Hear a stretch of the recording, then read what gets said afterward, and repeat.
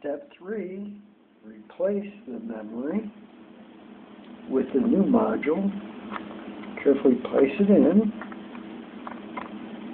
Whoops, upside down. Notice the slot here goes, it's in the slot.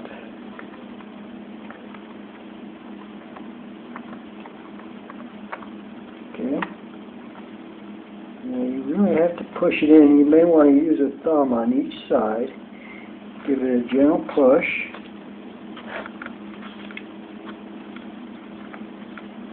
See how it springs up? Just like I used to film before. Just go ahead and click it back in place.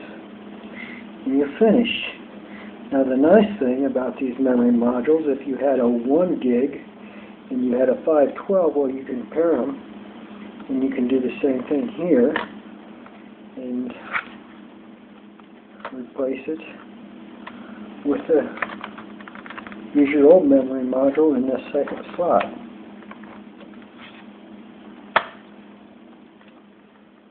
Okay.